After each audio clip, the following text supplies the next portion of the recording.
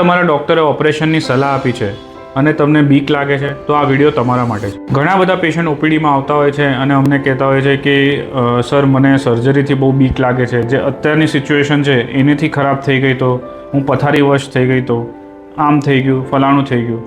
હું તમને ખાલી એક વસ્તુ પૂછીશ કે જે તે સર્જરી તમે પ્લાન કરી રહ્યા છો એમાં એક વસ્તુ તમે તમારા ડૉક્ટર જોડે ડિસ્કસ કરી શકો, શું આ મારો લાસ્ટ ઓપ્શન છે?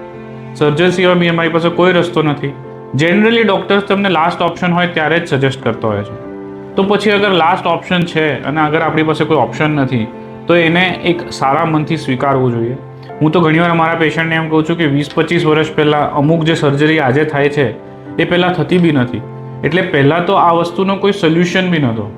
એટલે એક સારા ડૉક્ટરને એક પોઝિટિવ માઇન્ડસેટ હોય તો 100% surgical results are very good, specially આજની મોડર્ન ટેકનિક્સમાં. Thank you so much.